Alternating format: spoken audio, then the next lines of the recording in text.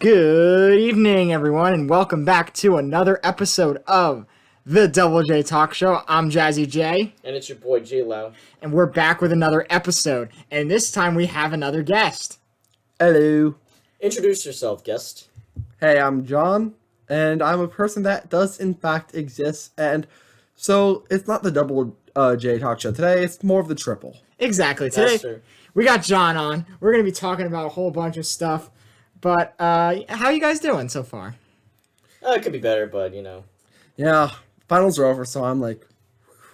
Oh, yeah. Oh, yes. College, first semester of college, over. I just written my final essay for English, and I finished it at 7 a.m. That is and when was dedication. It due? What? When was it due? It was due at 10 a.m., but I instantly went to sleep because I just wanted to go to sleep. Oh, that's ironic, because my class, for my elections class, like, we usually meet at 10:30. So I was surprised when she had the due date set for 8 o'clock. So, like, I was like, oh, we have to do this tonight. Oh, man. No, I have professors that literally set the deadlines for the weirdest times. I had an essay set for 5:03. 5:03. 5:03 p.m. on the dot. 5:03:00 is what he put. PM or AM? PM. Okay, thank God.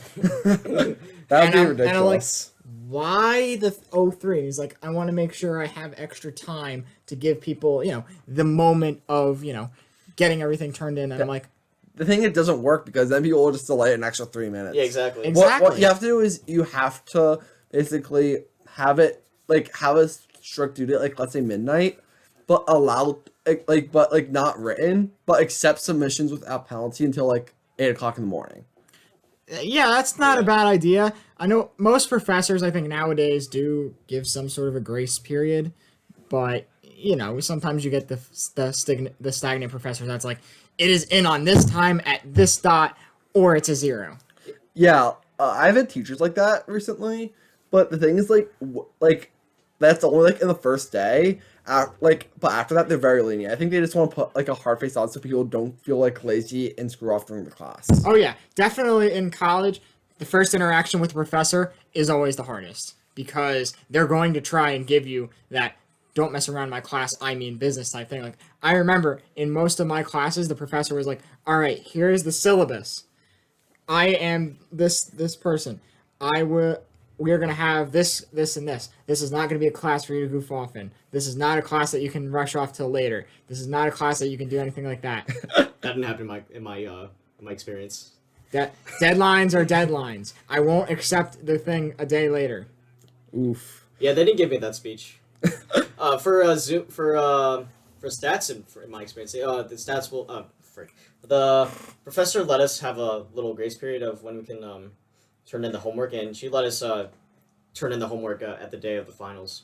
Yeah, I feel like when I took my classes, I kind of undermined that, but because before any of my classes had their first day, like, we were given a syllabus and, like, an opening email. So what I did was I just read the syllabus, analyzed it, and emailed them with every question I had about it, so that they couldn't just follow their usual shtick, and they had to be a bit more, authentic in their response. Well, I've actually had the professor one professor that I had this year for my calc class. He basically sent us a video of him reading the syllabus, and he's like, your first assignment, like, about 3 weeks before the class, and he's like, your first assignment, watch this video.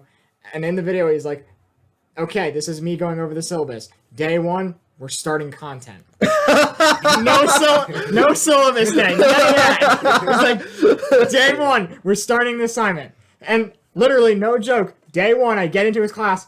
All right, guys, my name is Dr. I'm not going to say names on the air, but... Dr. Teacher Man. Dr. Teacher Man. Doctor Who. Exactly. I hope you watched the video on the syllabus. If you didn't, well, then shame on you. You need to watch it. Let's get started with the class, and then goes right into the slideshow. Have you ever had, like, the kids in the class just text you nonstop about stuff that's already in the syllabus? Oh, yeah. Always. Yeah, no, I've got, like, 3 people who, like, I added on Snap just because, like, group projects, just in case, or, like, study. It didn't happen because of COVID, obviously, but it was just, like, a fail-safe just in case, like, you're confused, just text them. I ended up being the guy that they always texted because they didn't read the syllabus, so I'm like, Yeah, it's this. It's on the syllabus. Yeah, I think a lot of people just don't read the syllabus. You know how many in my comp sci class? You know how many texts I got about the final project? I'm guessing A lot. 20. A lot. People were like, "When is it due? When is it? When is this part due? What do I have to do in this part?" And I'm like, "This is how you do it." And yet again, in the syllabus, she puts all the due dates of the project, and she puts an instruction sheet and examples of what to do for for the project. Yeah, but like the weird thing about syllabuses is that especially later in the year, due dates end up becoming more whack. Like sometimes like because they have to cancel class and they shift everything down like a classroom period. So like I always feel like that weird like dichotomy. Like okay, I have it written in my calendar because like I wrote down all the important due dates in my calendar like first day. Yeah. Like so it's here, but like it. I'm not sure if they changed it or not because I forgot. That's why for that type of stuff, I usually wait until I have the syllabus, so I do kind of track the syllabus. It's a major test I put in, but unlike the smaller writing assignments and stuff, I wait until the professor announces the assignment. Yeah, Then I put it in. Yeah, no, my teacher only really put in the big tests because that's what my grading was like this semester. Next semester might be more quizzes, but mine was basically like 3 big tests. One was like basically just one big project at the end of the semester, and that was a major part of the grade. Yeah. Oh, you guys were taking like in person classes. Oh yeah. Yes, we were. Oh yeah. Well, how was your class structure like? So basically, this time around, I had 2 in-person classes and 2 virtual classes. Monday, Wednesday, Friday, I would be in person, and Tuesday, Thursday, I was virtual. So the way that would work is I had a 12:20 and a 3 o'clock class on Monday, Wednesday, Friday. Oh wait, what was your earliest class? 12:20. Lucky. Nice. That- Yep, mine was 10:30. Oh, Yeah, 10. Next semester, I have a 10. I regret my class schedule since the semester's over. Basically, Monday, Wednesday was pretty normal. I had a class at 10:30 and then a class at 1:30. But Tuesday, Thursday was hell because I had back-to-back classes, same professor, 8 o'clock to 11:30. Nice. Ooh. And yeah, that was rough.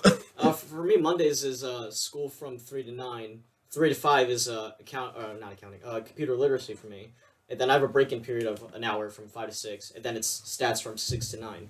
Nice. I do not enjoy the stats from 6 to 9. It was kind of like the only option for stats. Yeah, I mean, with certain classes, you don't want to, you don't have to But you take them, have but to. you have to take them. Like for me, my school, I'm a liberal arts school, so I have Ditto. specific. Yep, I have Community college specific. for the win. I have specific requirements I have to take from a central curriculum. You know. Yeah, Gen Ed, like I skipped most of that because of me taking way too many AP classes. So like I understand what you mean though, because that was a lot. Because there's a lot of classes that don't really relate to what you're doing at all. So it's like you're half interested in them, Yeah. right? Yeah. Well, here's the good news though about that.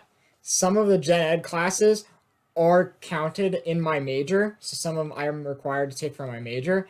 So if it's on the list and it knocks out a requirement for the major, I'm like, perfect, Oh, And you nice. save money. and I save money. Yeah. Oh no, my Gen Ed is like we want a diversity of like knowledge. Like most of mine covered through APs, but like some of them they didn't accept because you can't have stuff from that breadth of knowledge in your like you can't be classes from your major. It has to be outside your major, which really sucks.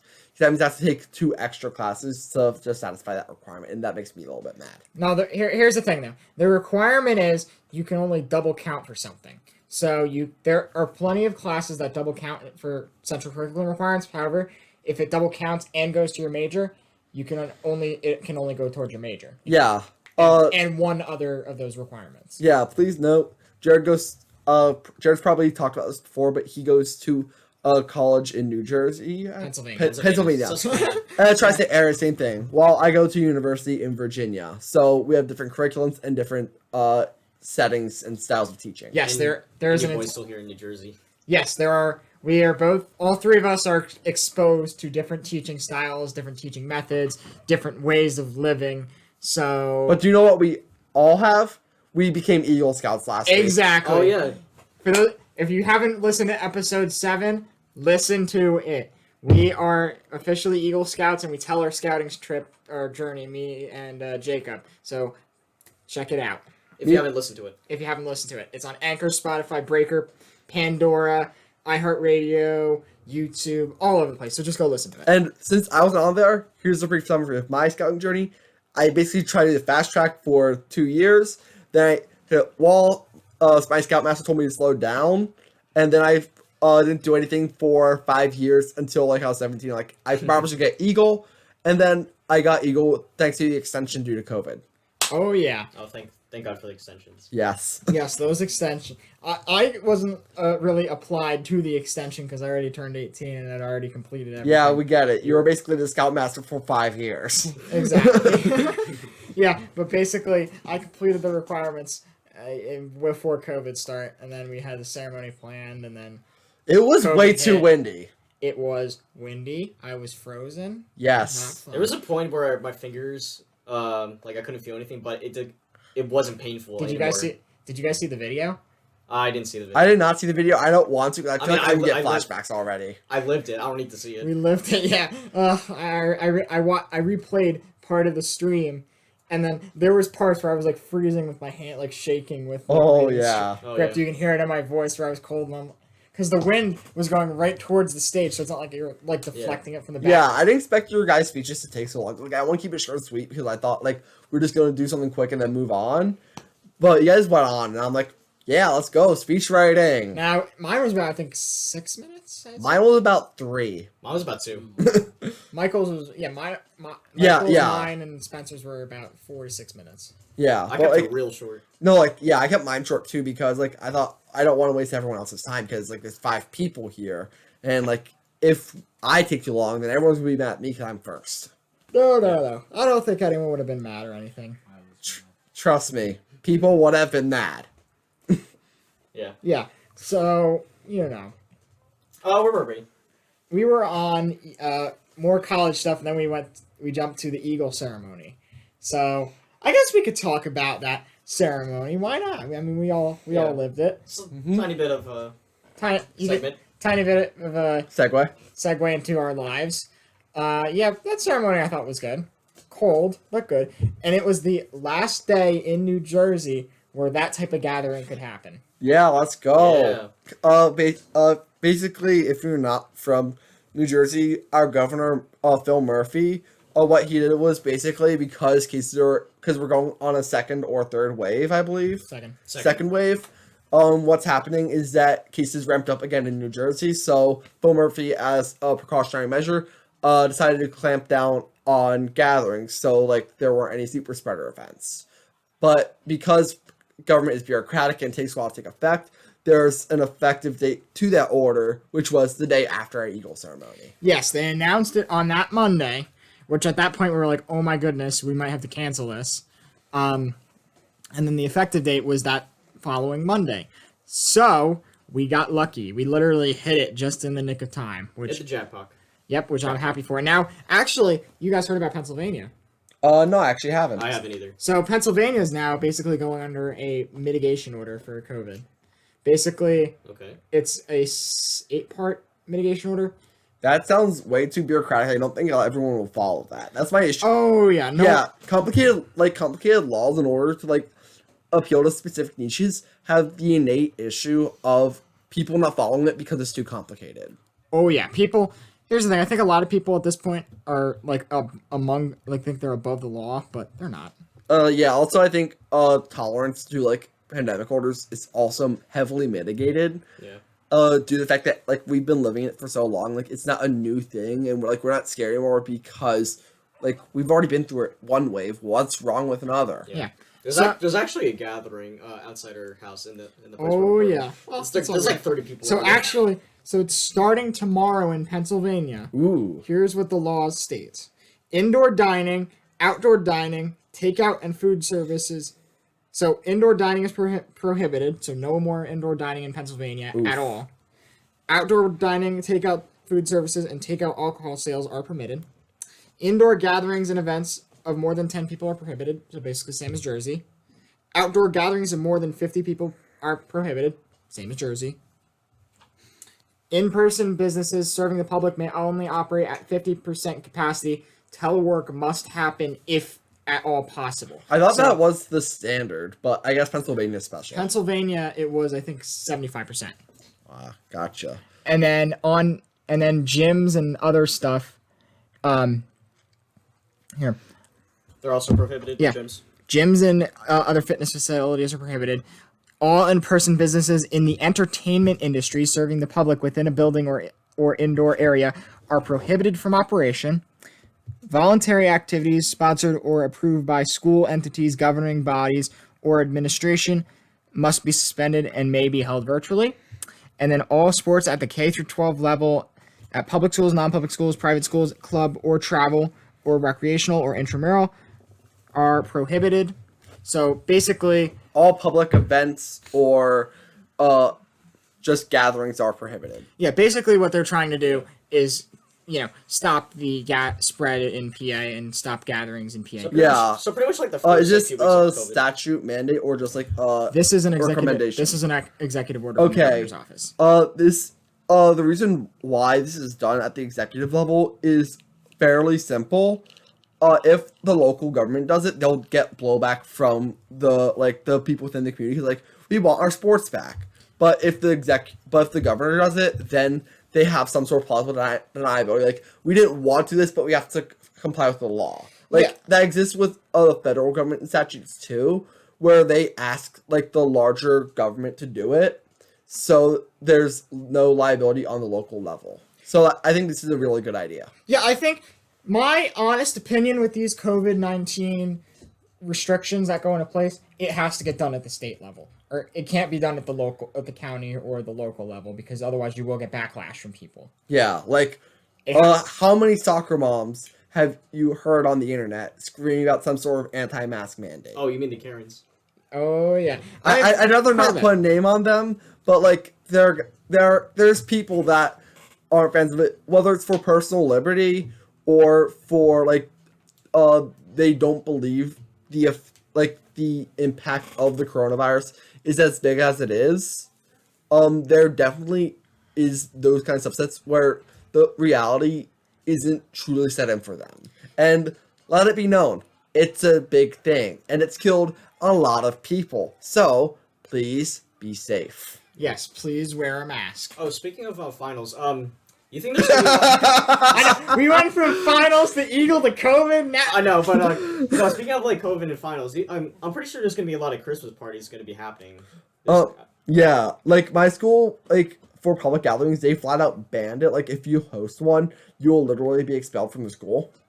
that is basically the same as my school. You cannot have any sort of gathering in your dorm, sort of party like that. All the gatherings have to be registered with the school. Oh, no, mine just flat out banned it. You can't even register for it. Well, by register, they're talking about clubs in the school can hold gatherings. Oh, Not- gotcha. I not- think meant parties. Yeah. Not parties. Nope. Yeah, they're No drastically parties. different. You're only allowed, I think, two people. If you live in a dorm with two, you're allowed 4 in your room. If you live in a dorm by yourself, like I do, you're allowed 1 other person in your room. You're lucky. Do you know what my dorm restrictions are? You can only have one person in your hall, but they have to be in the same hall as you and the same floor as you. So You can't have any outside guests, which really sucks if you want to actually have some place to hang out. yeah, here's my thing. So my school with the guest policy was a little bit crazy. So at the beginning of the year, like I said, that was the guest policy I told you is what was in. Yeah. Then around October is when they instituted a more strict guest policy that you're only allowed to have people in your dorm, in your room. And then I think around November is when they decided on no guests in rooms. So basically, people were being idiots with the rules and trying to get around them because they want to have fun rather than be safe. Exactly. And so they had to crack down. Yeah, my school was we're pretty sure this is going to happen, so we're going to crack down immediately. And once we hit only 10 COVID cases, they did the full ban on guests. Yeah. So, yeah, it sucks, but I think everyone doesn't want the pandemic to be a thing. But if you encourage it, then everyone has it. And then your college, your institution, is then set as the model for what not to do. And that is very bad optics for the university or college. Yes, exactly. And like I said, with this vaccine coming out, it sounds like it's about the start of the end. Hopefully. Hopefully, it's the start of the end. You think the vaccines aren't gonna have any effects on or bad side effects? basically as a precautionary measure, what I've heard is that they're discouraging those who have like allergic reactions that are cured by EpiPen not to take it. Basically, in case there is an allergic reaction, those who already have severe reactions won't be harmed, and it mitigates the lethality that a side effect may have. Yeah, they've been testing it for a while, and it'll be going to healthcare workers first. Yeah. Wasn't Pfizer's approved by the FDA? Pfizer's was recently approved by the FDA for emergency use. Yes. Yeah, and I think like that significance is understated significantly, because in order to actually be approved by the FDA, like it's not just like, oh, we look at it, oh, we see data, it's safe. No, like they have to hold independent trials and to ensure its safety, basically, so you can't just cheat around it. Like, despite like how much distrust in our institutions there are, the apolitical ones are extremely strong and quite effective. So like, don't like just write out like, oh, there's a vaccine, that means they just want to make money. It has to go through rigorous testing in order to even be approved. That's why it took so long to get testing measures out in the first place, and that's why testing was such a big issue like in April and March.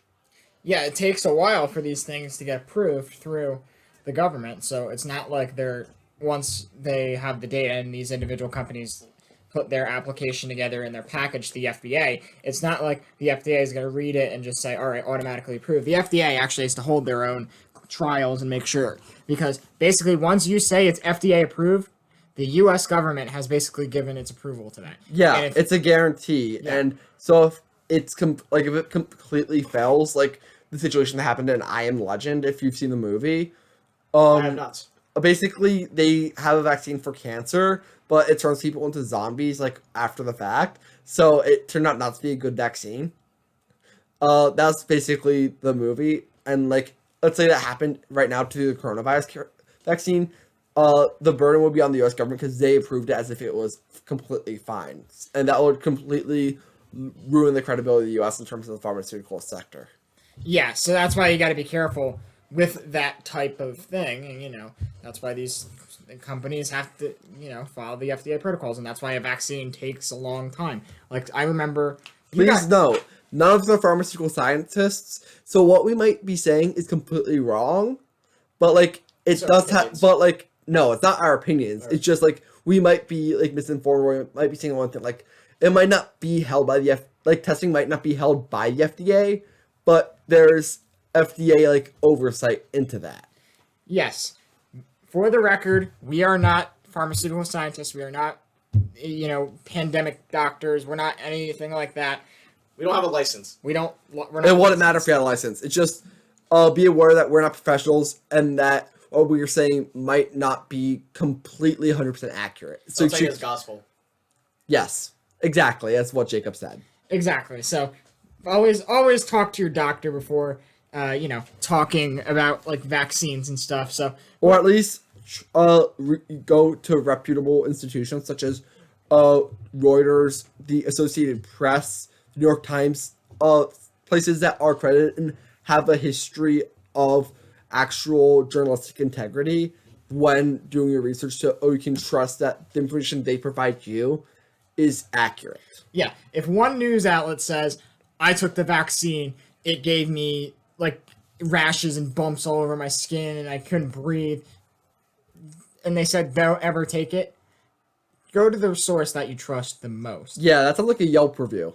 Yeah.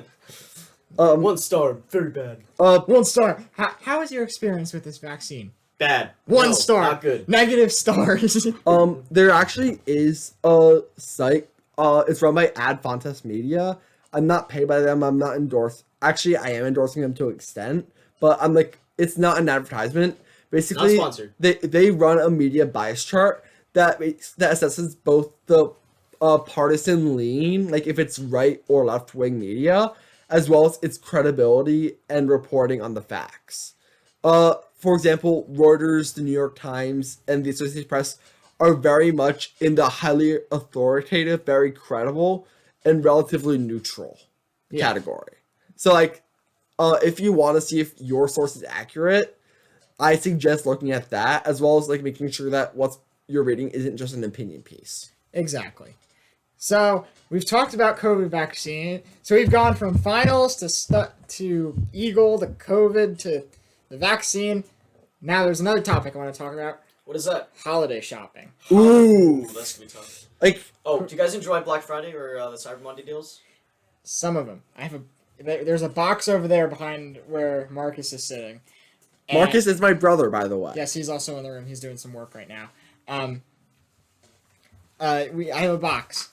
That's what I got so far Cyber Monday for my family. There's stuff from my school that I got from the bookstore, and then I have some stuff on the way for my brother and my sister. Still clueless on my mom and dad's gifts. Fortunately, it does look like that.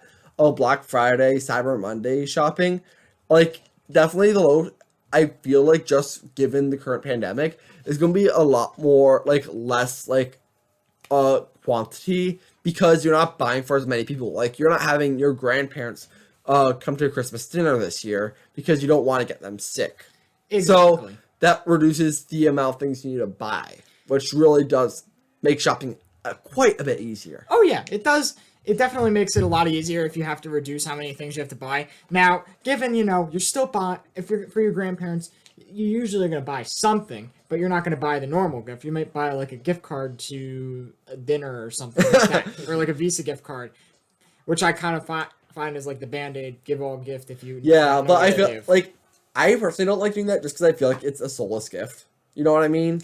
I don't like doing gift cards. Yeah. I don't. But like if you're talking about like dinner, like honestly, like what I do is like just say like when this is over, like I plan on taking you to like this nice place. Like for example, I personally really like the melting pot because like Ooh, it's I really haven't good. I haven't been there in a long time. Oh, I went. Fondue in a Oh, while I long was at college, time. I went there by myself one time and I enjoyed it just What's, because I what's the could. melting pot? Never been there. Basically the melting pot It's a is fondue. is a fondue restaurant. Okay. It's pretty. It's like just put this out there. It's pretty expensive just because of the nature of the fare you're eating. Way But- expensive. But what they do is basically for two people it's $80. Jeez. And basically, what they do is they start with an appetizer, which is some sort of cheese fondue, and then you have like bread and fruit to dip into that cheese fondue. Eat it; it's delicious. Then they usually have some sort of broth out there that you also cook like your meats in, your steaks, your shrimp, your chicken. You basically what you do for that is you put it on this effectively a pitchfork. You put it into the fondue, and then you like let it cook for like 2 to 3 minutes. When it's done, delicious. But by far, and the thing that the melting pot's best known for is their desserts. Oh, Okay. Basic- yes, the chocolate fondue. Yeah, like have you ever had the flaming turtle? Yes, I have. Basically their desserts are to die for. Like honestly, not just the chocolate, but also like the stuff that comes with it is also really high quality in my opinion. And what basically gets through there is for the flaming turtle, they literally light the top on fire and like it flames up and simmers down. It is, and then you basically like get your marshmallows, get your pound cake for instance, and other desserts, and just get dip it into chocolate and just eat it hot. I think It's I great. did. I think I did strawberries with it. Ah, Oh, They yeah. were good. So where can I find this place? there's one in Allentown, I believe. Allentown, either downtown Easton or Allentown, that area. I don't think there's one in Easton. There used to when I went, there was one in Easton way back Oh. when. I think. Don't get me wrong. I think there was one in Easton. There's one in Allentown. Yeah, like for you it'd be about 40 minutes away, but like I think there's one like I believe like somewhere from 78. Yeah, it's somewhere off. I forget where exactly in that Allentown Easton area it is, but like I said, I will definitely have to go back there at some point. But yeah, I think definitely with the gift wise, you got to be creative this year because you're not going to have the full on everyone. Like usually, I'm getting stuff for my grandparents. I'm getting stuff for like my aunts and uncles and and even friends. But this year, because of the situation, I can't really get gifts for everyone because I can't Yeah. really see everyone. Yeah, you have to forego some of it too. Like also like if you're strapped for cash, this is probably one of the better years for you because you're not as obligated to buy so many gifts. Oh yeah. So the way I basically did my gifts is I budgeted out, or I do this every year. This year it's a little slightly. Actually, I think it's the same budget this year for my family, but I usually budget each person gets a specific amount. I think I do $40. Yeah, $40 usually. up to $40 of gifts. And then basically that's what I spend. So 5 times 4, I think it's about. So yeah, that's about 200, I think, usually. Like, I feel like I'm always like locked, like frozen when it comes to buying gifts, because I'm always like locked with this fear of what if they don't like it, or what if I'm completely wrong. And I feel like that makes me lead to like just like never buy anything till the very end. In that case, it just ends up being really bad, because like I don't know what's perfect, so like I just freeze up when it comes to shopping. Yeah. Oh yeah, like my brother and my sister. My sister just got me her Christmas list. My brother hasn't even given me his Christmas list. Oh, my brother already told me what he's got me for Christmas. I gave my brother and my sister my Christmas list to them about a week ago, maybe a week and a half, and it's around whenever the Cyber Monday deals were. So a long time ago, I gave them theirs, and I was like, "All right, here's my Christmas list. Have fun."